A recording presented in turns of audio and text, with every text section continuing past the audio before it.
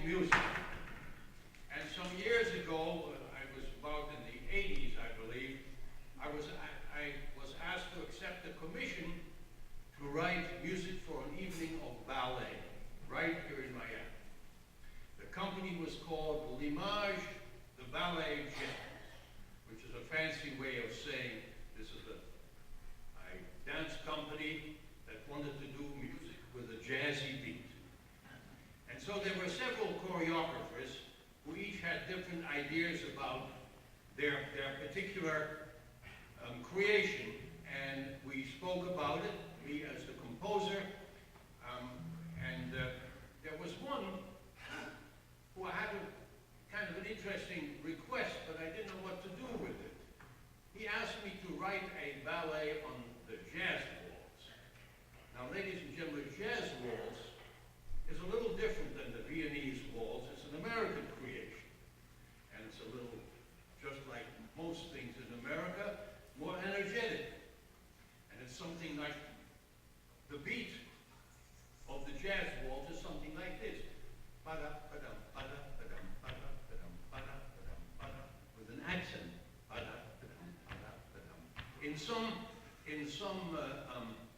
jazz schools in the country, they teach the students how to feel this kind of music by telling them to say, who kicked the dog? Who kicked the dog? Who kicked the dog? Who kicked the dog? It's just a little help. And in any case, that's the rhythm. Now, when I heard that, I said, well, how long is this ballet supposed to be of yours? He said, well, about 18 to 20 minutes. I said, well, I can't. The people are going to get bored. For ta-da-ta-dum, ta-da-ta-dum, ta-da-ta-dum, the same beat, and so are the dancers. We need variation. We need something different. I didn't know what to do with it, and he didn't know what to do. And then something occurred to me. Why couldn't I add to the da-da-da-dum, 1, 2, 3, 1, 2, 3, 1? Why couldn't I add 2 beats to it?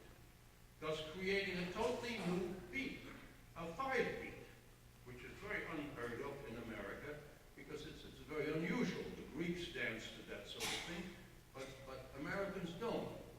And so I created a beat called da-da-da-dum, pum-pum, da-da-da-dum, pum-pum, da-da-da-dum, pum-pum. And if you listen to that, those are 5 beats. 1, 2, 3, 4, 5. 1, 2, 3, 4, 5.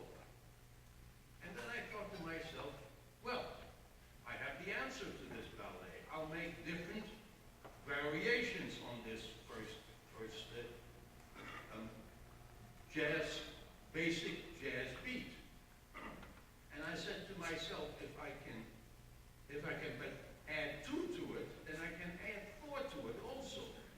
So I'll came ba-da-da-dum, ba-da-da-da-da-da-dum, ba-da-da-da-da-da-dum, ba-da-da-da. And then there were different other kinds of variations. That was a 7-beat. Ba-da-da-dum, 4, 5, 6, 7, ba-da-da-dum, right?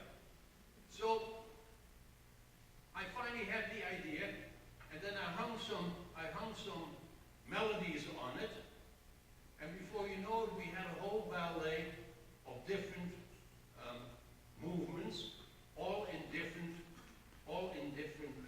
rhythms, very unusual rhythms. Now I have to worry about whether the dancers could dance it or count it.